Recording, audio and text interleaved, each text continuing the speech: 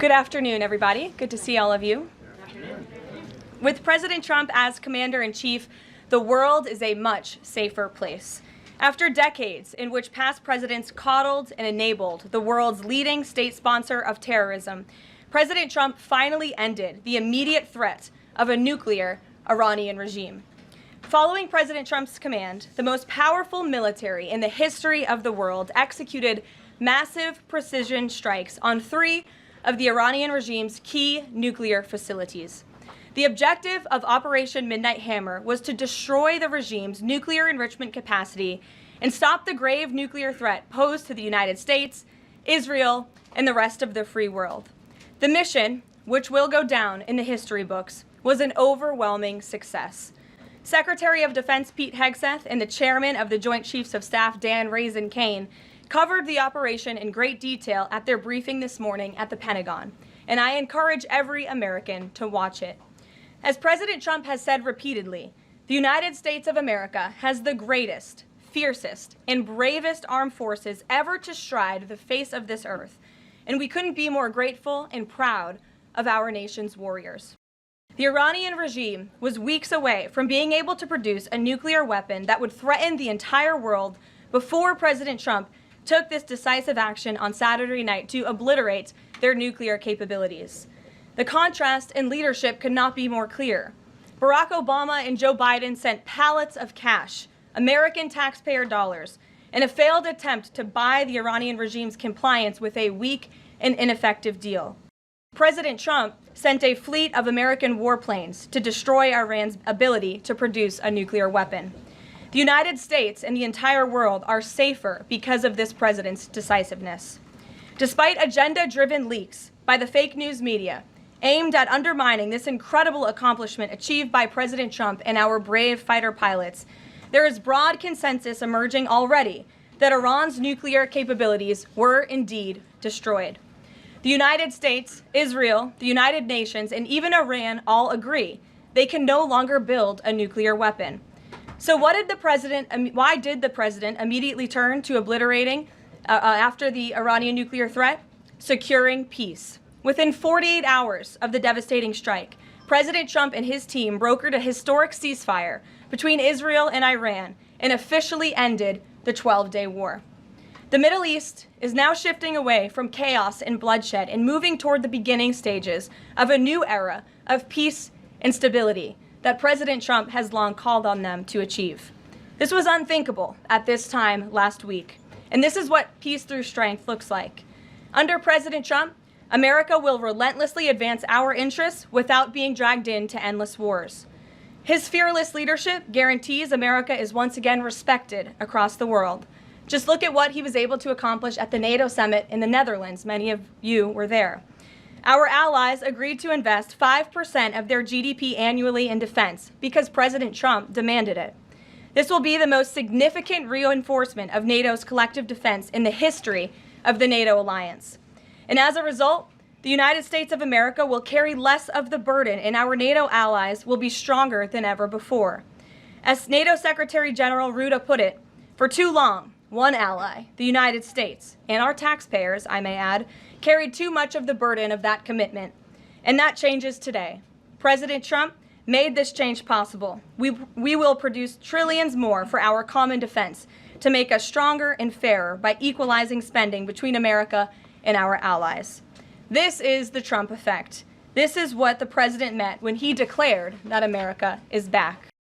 Now back here at home, Americans are paying much cheaper prices for gasoline this summer, as both the Wall Street Journal and the New York Times pointed out today. Here's how the Wall Street Journal put it.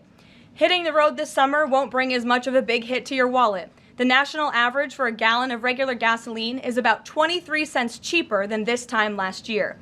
Analysts say plentiful supply is expected to keep prices down in the coming months. These are the cheapest gas prices at this point of the summer since 2021. And despite all the doom casting from liberal pundits, oil prices on Tuesday were lower than before the Israel-Iran conflict began. As President Trump continues to unleash American energy, our country will have even more efficient, reliable, and affordable energy to protect our national security and fuel our people. Later this afternoon here at the White House, the president will host a One Big Beautiful event in the East Room to rally Republicans to get the One Big Beautiful bill across the finish line. At that event, he will be joined by everyday Americans from across the country who will massively benefit from the common sense policies and provisions within this bill. This is the largest tax cut for working and middle-class Americans in history, and it's going to put more money into the pockets of hardworking Americans. Families will see an average increase in take-home pay of more than $10,000 per year. Americans earning between $30,000 and $80,000 per year will see a 15% tax cut. Overtime and tipped workers will save thousands of dollars annually. And our amazing seniors will receive historic financial relief by reducing the tax burden on their Social Security benefits. Simply put, this bill is going to unlock the golden age of America. And we look forward to continuing to work with the Senate and the House to see this bill on the president's desk for signature by Independence Day. Here in our new media seat today, we have Colin Anderson with the Washington Free Beacon, who will kick off our question and answer. Colin, go ahead. Thank you, Karoline. We reported yesterday on a briefing from the Israeli defense minister in which she said the U.S. and Israel are working together to monitor any attempts from Iran to rebuild their nuclear program, and also that if Iran was to do so, the U.S. and Israel would work together to once again destroy that nuclear program. Is that aligned with the president's thinking? Look, the president, as I said in those opening remarks, Colin, and thanks for being with us today, views the Middle East on its way to peace and prosperity. And the president used strength on Saturday night. The whole world saw that the United States is indeed the most lethal fighting force in the world with those precision strikes on Saturday evening. But the president wants peace. He always has. And right now we're on a diplomatic path with Iran. The president and his team, namely Special Envoy Witkoff, continue to be in communication with the Iranians and especially our Gulf and Arab partners in the region to come to an agreement with Iran. As for our alliance with the State of Israel and that friendship and that partnership between the United States and the State of Israel, I would argue it has never been stronger. And we see a new era in which perhaps some of these Gulf and Arab states can sign on to the Abraham Accords. That was one of the president's most signature accomplishments in his first term, and he'd like to see more of those countries sign on in this second term. And so we look forward to sustaining a long and durable peace in the region, and the president wants to do that through a diplomatic solution. But as he proved on Saturday night, he's not afraid to use strength if we need to do it. Gabe. Thanks, Karoline. The president mentioned in a Truth Social post that no enriched uranium was moved from Fordow. What about the other two sites, Isfahan and Natanz, and how can the president be so sure that no uranium was moved? Well, what I can assure you is that the United States and our intelligence agencies and Director Ratcliffe and the President's entire national security team were obviously watching these sites very closely in the weeks and the days leading up to the attack on Saturday, which I will add was one of the most secretive and successful operations in United States history. I think many of you in this room would agree with that because none of you in this room knew about the strike on Saturday until it took place. So we were watching closely, and there was no indication to the United States that any of that enriched uranium was moved prior to the strike. From any of the sites? Correct. And then one more thing, Karoline. Next week, the president mentioned that there'd be talks with Iran. Didn't mention any details, and Iran has not confirmed them. Can you share any details about any potential talks next week? We don't have anything scheduled as of now, but I spoke to our Special Envoy Witkoff at length this morning, and I can assure all of you we continue to be in close communication with the Iranians and through our intermediaries as well, namely the Qataris, who have been an incredible ally and partner throughout this entire effort. And as I said, this administration is always focused on diplomacy and peace, and we want to ensure we can get to a place where Iran agrees to a non-enrichment civil nuclear program, and there are many other requests that the United States has. Those details continue to really, they're just starting. Of course, the operation was just on Saturday night, but we are in touch, and if there is a meeting, we will let you know as we always do. Brian. Thank you, Karoline. There's two. One on trade. On the July deadline that's coming up for the trade deals, is that deadline still hard and fast for the president, or is he now considering even coming to trade deals after that deadline, and where is he on that going forward? I think the president has been asked this quite a few times by many of you in the media. I've heard him answer it at press conferences and at gaggles. He just spoke about it on Air Force One. The deadline is not critical. The president can simply provide these countries with a deal if they refuse to make us one by the deadline, and that means the president can pick a reciprocal tariff rate that he believes is advantageous for the United States and for the American worker, and he will continue to do that. But as for the deals, our United States Trade Ambassador, Jameson Greer, I speak to him frequently. He's working very hard, and he has had very good and productive discussions with many of our key trading partners. And on the One Big Beautiful Bill, there's conversations on the Hill right now about the Medicaid cuts. Yeah, I'm curious if the final bill that the president's been talking about comes to him and it has Medicaid cuts in it, will he sign it, or would he rather just Congress do away with those cuts? I think our friends in both the Senate and the House know exactly where the president stands on Medicaid. He wants to get rid of the waste, fraud, and abuse, and they are working to do that in the Senate right now. Jennifer. Follow up on that, on the big beautiful bill, is there enough time for Congress to work through the issues it needs to work through? I'm saying, does the president need to move back his deadline a little bit? We expect that bill to be on the president's desk for signature by July 4th. I know that there was a ruling by the Senate parliamentarian this morning. Look, this is part of the process. This is part of the inner workings of the United States Senate, but the president is adamant about seeing this bill on his desk here at the White House by Independence Day. And then on Israel, is there a date set for the Prime Minister to visit the White House yet? Is he coming in a couple weeks? There isn't a date, but the Prime Minister has expressed interest in coming to the White House to meet with the president and come to Washington. The president is obviously very open to that, but we don't have a date. When we do, we'll let you all know. Kate. The president suggested he was open to sending more Patriot air defense missiles to Ukraine. Is that going to happen, and were there any other assurances that he made directly to Zelensky when they met?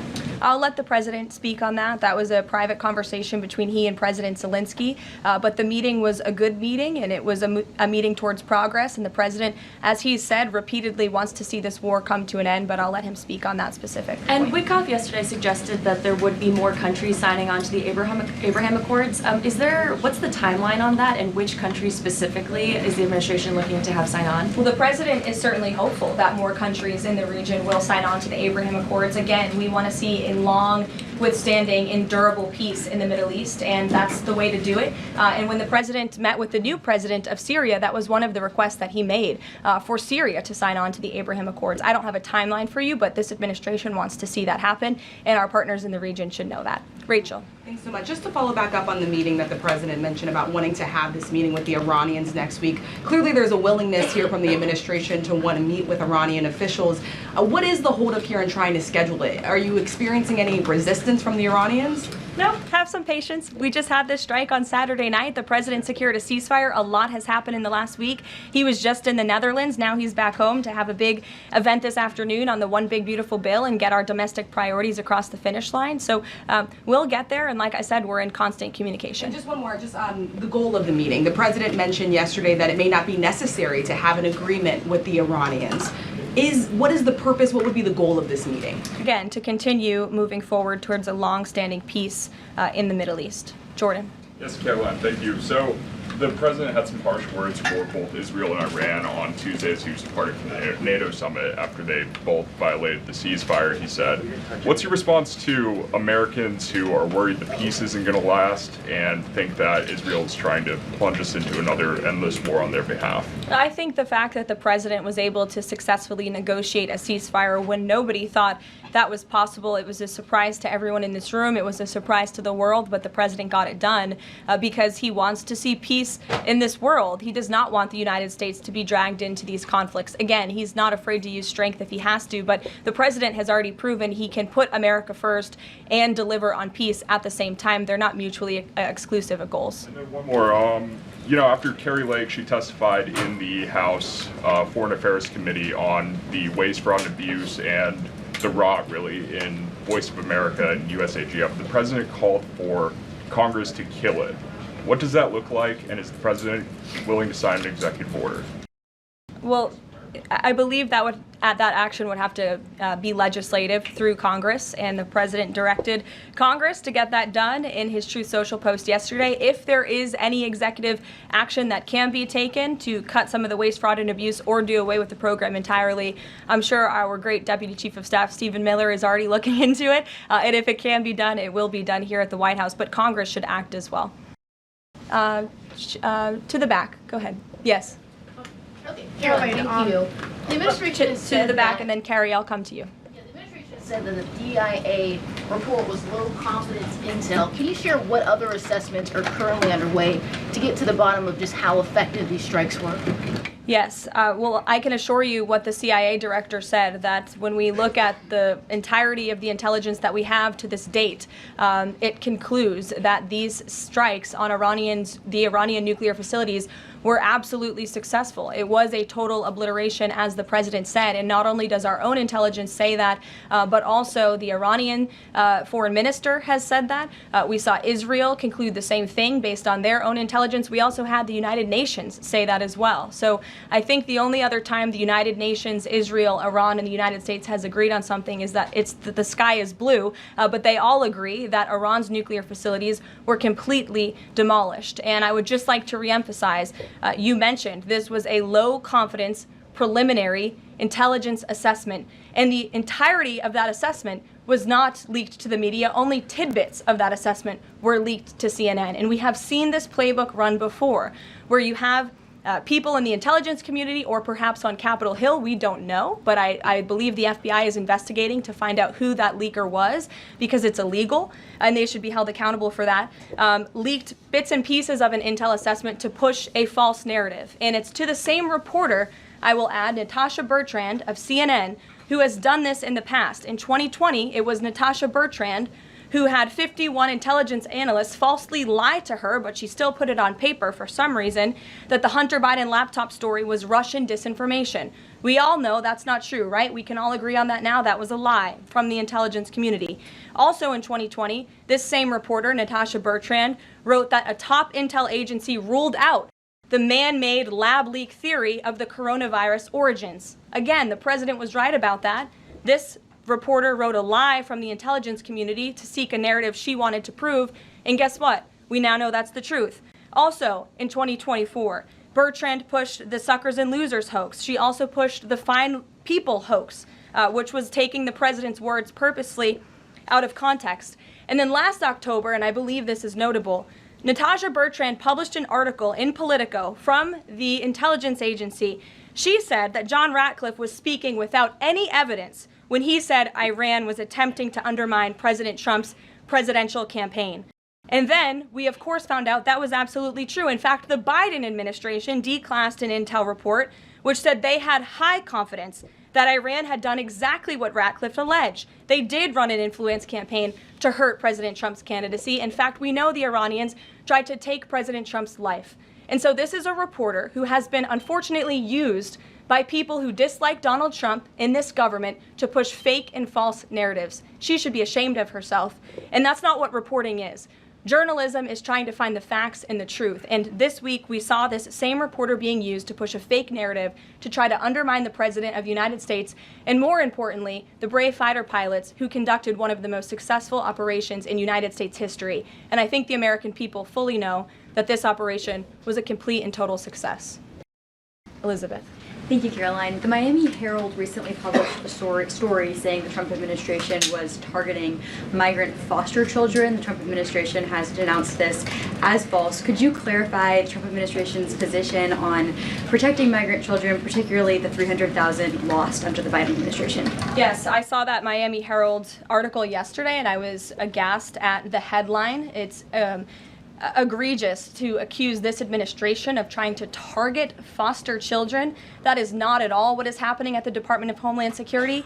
And I learned that the Department of Homeland Security actually tried to work in good faith with this reporter to get this story right, to explain that this administration is trying to protect foster children. We are trying to keep children out of harm's way, even if that means their parents are not law-abiding citizens. We want to protect children, unlike the previous administration, which allowed children to be trafficked and raped, and in some cases killed because of the open border policies. Unfortunately, the Miami Herald just completely degraded themselves with this report, despite having a full list of facts from the Department of Homeland Security. It's another example of fake news. And the May border numbers speak for themselves. Not a single illegal alien was allowed into this country because of this administration's border policies in the month of May. That means not a single child was allowed into this country, possibly with human smugglers or human traffickers. And we know that was happening at the rate of thousands and thousands of children every single month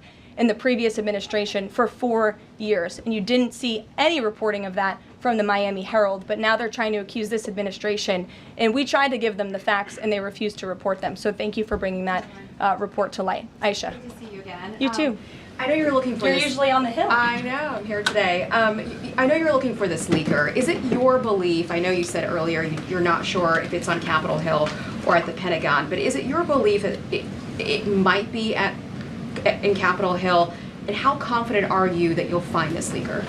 Well, I'm not personally looking for the leaker. The FBI is looking for the leaker, so you'll have to ask them in the Department of Justice in terms of this investigation. But leaking top secret classified intelligence is a crime, and people need to be held accountable for that crime. And then can I just ask you about how you're going to be limiting intel to Congress? What would you say to lawmakers who say they have oversight privileges, they need this information? This administration wants to ensure that classified intelligence is not ending up in irresponsible hands, and that people who have the privilege of viewing this top secret classified information are being responsible with it. And unfortunately, clearly, someone who had their hands on this, and it was a very few people, few number of people in our government who saw this report, that person was irresponsible with it, and we need to get to the bottom of it, and we need to strengthen that process to protect our national security and protect the American public.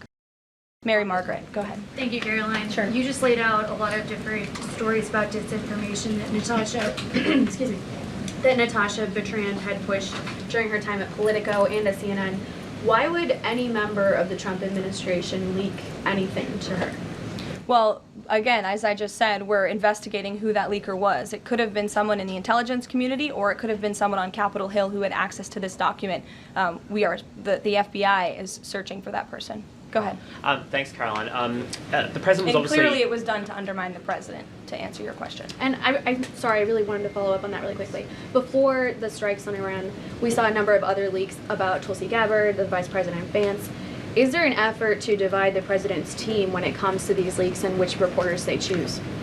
I do believe there's an effort on the outside of this building to try to divide the president's team on the inside, and sometimes you have to look at these headlines and laugh, because I've been in meetings where I know these things are absolutely not true, and again, we do our best here, I believe, to try to push back and correct the record with all of you, but there is fake reporting. That's just the reality of this country, unfortunately, but I can assure you the president's team is strong, especially the national security team. Everyone is very proud of the president, of our commander-in-chief, and of our military for the successful operation that took place on Saturday night. Thanks, Caroline. The president was obviously very pleased with getting his NATO allies to increase defense spending. He's made the same demands of Asia-Pacific allies of the United States, including Australia, where I'm from. How does the NATO result impact negotiations with Asia-Pacific allies? Does it, for say, strengthen the president's resolve to say, well, our NATO allies have done it, now you need to do it too? Yeah, I mean, look, if our allies in Europe and our NATO allies can do it, I think our allies and our friends in the Asia-Pacific region can do it as well. But as for our specific relations in those discussions, I'll let the president speak on those. And can I just ask as well, when he had to leave the G7 early, he missed out on a number of bilateral meetings that were scheduled with other world leaders, including the Prime Minister of Australia. Obviously, President Zelensky, he's managed to meet since then, but are there plans afoot to make up for those meetings with the world leaders that he missed out on? Yeah, I think many of those world leaders understood the situation happening in the Middle East and the urgency and the need for the president to get back to Washington to monitor that situation. And obviously that was the right call, considering the success of not only the operation on Saturday night, but also the ceasefire that the president has since brokered on behalf of not just our country, but the entire world, frankly. But he has made up a couple of those meetings, and he has had direct phone calls with some of those leaders he was supposed to meet with as well. Not all. Ed. Yeah, thanks, Caroline. So to clarify on trade, so what happens to the countries other than China on July 9th? That's a decision for the president to make, and I will let him make it. Okay, and secondly, so now that oil is just about upper $60s a barrel, when's the administration going to start refilling the Strategic Petroleum Reserve? That's, again, a decision for the president to make and our Secretary of Energy. There's no imminent plans to do that, from what I understand. But as you have seen with the plummeting of oil prices in this country, it's because this president and our Department of Energy have really tapped into our resources here, and we have an increase of supply, unlike the previous administration that totally hampered our domestic energy efforts, but totally robbed and drained our strategic petroleum reserves. So when the time is right, the president will make that decision, but right now we are utilizing the resources that God blessed us with right here in our country to produce energy for our people. Yeah, one more if I could, on the One Big Beautiful Bill. Does the president believe the parliamentarian of the Senate should be removed? I haven't spoken to him about that, and I'll let him speak on it. However, again, he knows this is part of the process and the inner workings of the Senate, and he wants to see this bill done, and he remains very much engaged in these conversations and in this process with lawmakers in both the Senate and the House side, and the whole White House does as well. In the back, yes, Libby. Thank you, Caroline. Earlier today, the president stated that these photos out of Fordo that were showing nuclear materials being removed, suspected of showing that, were just concrete workers. What intelligence is that based upon? Look, the president shared that statement with all of you, and I already answered the question about whether uranium was moved prior to the strike, and the answer is no. Is there a chance that the DIA report becomes public at any point? I don't think this administration is going to get into the habit of sharing classified, top-secret information. Those classifications exist for a reason, and I wish everyone who had the privilege of looking at these documents would respect that. Daniel? Thank you, Caroline. You've been emphatic that the president's expectations for the One Big Beautiful Bill to hit that July 4th deadline. You had a big meeting on Capitol Hill yesterday with the Republican Study Committee. Did you walk away from that meeting pleased with what you heard? Did it bolster your confidence that Congress is able to meet that the expectation of the president? Yes, I did. The camaraderie at the Republican Study Committee was great. Members, expressed, their feelings about the bill, but as we saw, the bill passed through the House, despite many people believing it could not. So the House is ready to receive this bill back from the Senate so they can pass it and bring it to the president's desk. So it was a great meeting, and Republicans are very unified. And we also talked about the mayoral race in New York City and how the victory of the Democratic primary candidate really shows how far left and unhinged the Democrat Party has become. And Republicans truly are on the right side of every issue in this country. We are on the side of no men in women's sports, on the side of low taxes, secure borders. So that was the topic of discussion. And the unity was strong and the camaraderie was high. And I know everyone looks forward to being here at the White House for the bill signing next week. Sure. Thanks, Caroline. The Supreme Court ruled this morning that South Carolina is allowed to deem Planned Parenthood is not a qualified healthcare provider, and that will block it from receiving Medicaid funds. Does the White House have a statement on that ruling, and would the president support a standalone bill from Congress to defund Planned Parenthood at a federal level rather than letting each state determine it? I'll let the president speak on that legislative priority, but as for the Supreme Court ruling, the president has always maintained that Americans should not be forced to violate their conscience and their religious liberty by having their tax dollars fund abortions, and we're glad the Supreme Court ruled on that side today, or yesterday. Then on Iran, but on a domestic matter, in January, President Trump revoked security details for several former administrations, including Mike Pompeo, Mark Milley, and John Bolton. Given the heightened tensions with Iran right now, is he considering restoring those security details? That's not under consideration right now. Fran. If I could follow up on trade, and then I have a question about the bill as well. Are you saying at this point that there's no plans to extend that July 8th and July 9th deadline? I mean, especially with everything that's been going on from Iran to the tax bill on Capitol Hill, is that under consideration at all at this point? Perhaps it could be extended, but that's a decision for the president to make. And as far as the bill itself goes, since the president has been back, what has he been doing beyond the event that he's having later today to try and get wobbly senators on board? Is he making phone calls, twisting arms? Is he having some people over to the White House? Can you tell us more about that effort? There have been meetings at the White House this week. I saw some senators rolling out of the Oval Office the other day, and the president remains on the phones talking to his friends in the Senate when necessary, and when they call, he picks up the phone. And I think that's why they greatly trust and respect his leadership. And we're having that big event later this afternoon at 4 o'clock. I would encourage you all to tune in. We're going to have some great everyday Americans who are in attendance. We'll have some tipped delivery drivers. I think we're going to have a barber from the great state of Arkansas here in attendance. We're going to have some law enforcement officers, some Border Patrol agents, and Tom Homan will be speaking as well. So the point of this event is to show the American people how this bill works for them and how there are provisions in this bill that will change their lives. Can you tell us which senators you saw rolling out of the Oval Office? I'll let the president speak on that if he wish. I don't share details about his private meetings without his permission. Emily, go ahead. Today, the Justice Department announced it was opening an investigation into employment discrimination at the University of California, alleging they had race and sex-based quotas. Federal law bars hiring somebody based on their race or sex, but do you also object to universities working harder to make sure they have a diverse group of candidates to consider? And do you expect more investigations like this from DOJ? I have not seen that investigation from the Department of Justice, but I can certainly check in. What I can tell you, it's the position of this president that we want to restore a merit-based society and culture in the United States of America, where people are not hired nor are they promoted based on their color of their skin or their gender. The president wants people to be hired in the workforce because of their merit and their skill, and I think most Americans agree with that. I'll take one more. Carrie, because I promised you earlier. So the Ayatollah Khamenei came out and said that Iran will, quote, never surrender to the U.S. That being said, what remains to do with the possible responses from Iranian proxies in the region and even in the U.S.? Look, we saw the Ayatollah's video, and when you have a totalitarian regime, you have to save face. I think any common sense, open-minded person knows the truth about the precision strikes on Saturday night. They were wildly successful, and it's what led to the ceasefire agreement between Israel and Iran, which the president is very grateful for. And the United States of America remains prepared to defend our assets and our personnel in the region. And again, I would just emphasize the success of the strike that took place on Saturday night, and the world is a safer place because of it. Thanks, guys, for coming today, and you'll see the president at 4 o'clock. Thanks.